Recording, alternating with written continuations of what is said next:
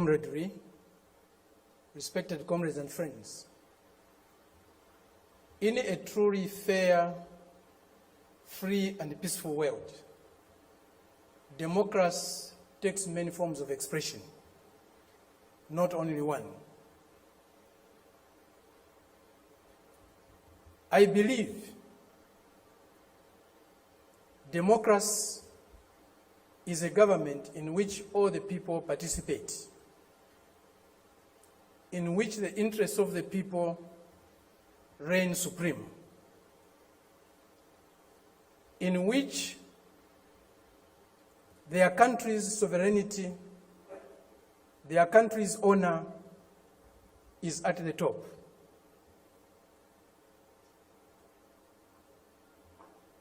It seems that this month is a month of democracy discourse in the world. At the end of this month, there will be a conference in Lusaka, or a summit in Lusaka, Zambia, my country, led by the United States. They have come to Southern Africa to teach us democracy. A country that was opposed to our liberation, a country that supported colonial regimes,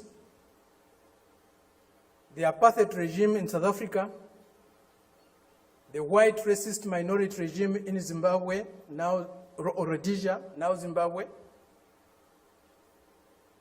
the Portuguese colonial governments in Mozambique, in Angola, in Guinea-Bissau, and Cape Verde, today is coming to Africa to teach us about democracy.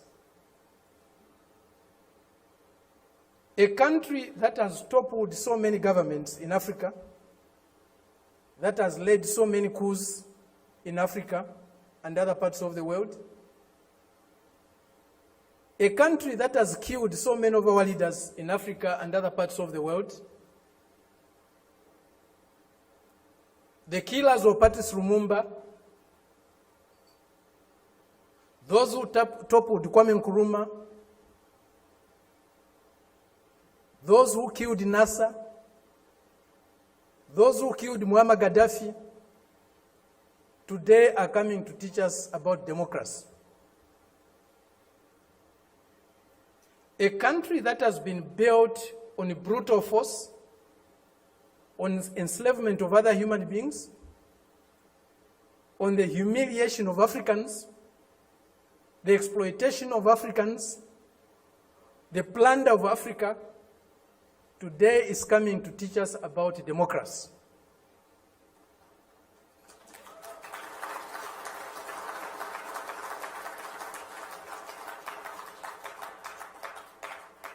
That's the arrogance, the imperialist arrogance, the racist arrogance that we are subjected to.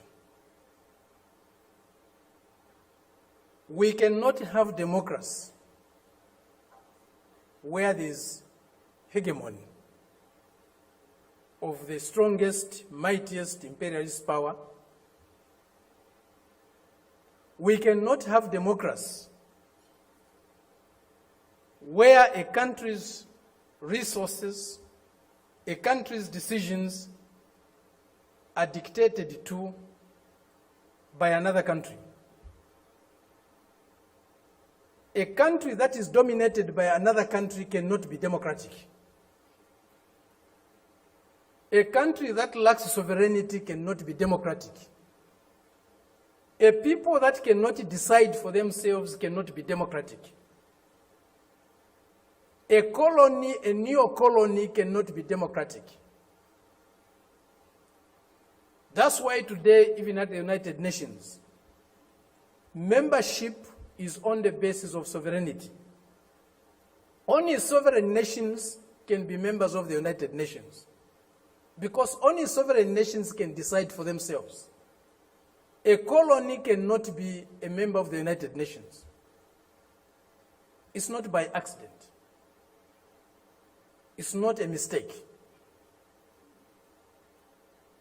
If you have no respect for the dignity of others, If you have no respect for the sovereignty of other countries, you cannot claim to be a champion of democracy.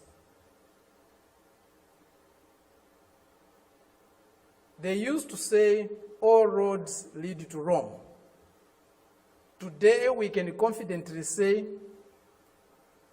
all roads to progress, all roads to what is better for humanity lead to Beijing.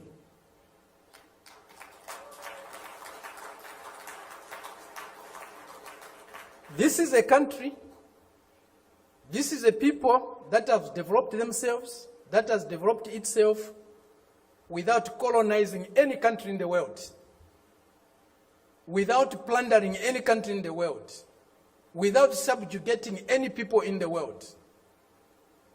This is a country that is developing with maximum respect for others, for their history, for their cultures, and recognizes the diversity that is there in civilization.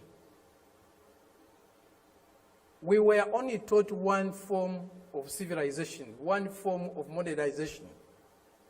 That was the Western way. Westernness was a measure of how civilized, how modern you are. We reject that. We reject it because it's not correct.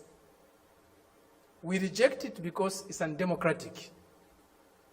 We reject it because it's uncivilized to think of the world and of other people in that way.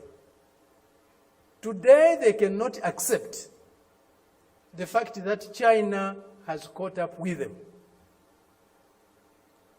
China is about to surpass them in many areas of human endeavor. The imperialist arrogance is inhibiting them from accepting that reality. The racist arrogance is inhibiting them from accepting that reality. But the world is changing.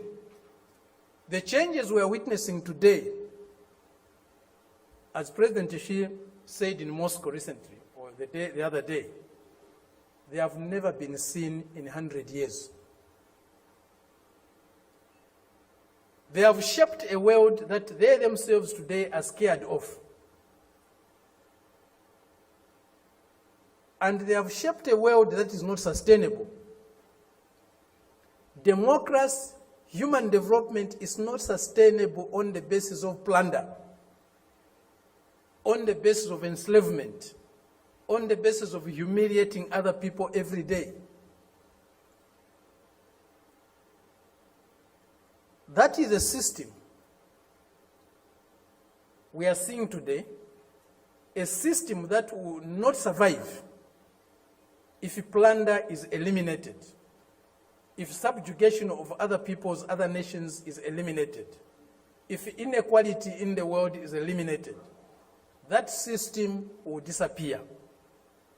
The only system that you can survive and can endure for long is a system that is based on mutual benefit, win-win relationships, mutual respect for others, accommodation and tolerance of others, and fraternal love for all humanity.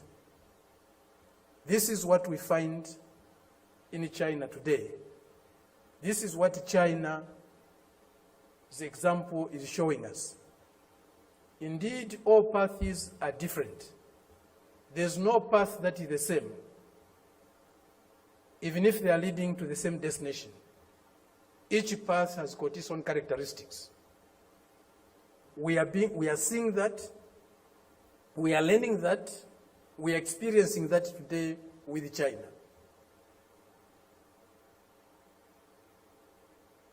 There are many things that need to be done to get the world that we want.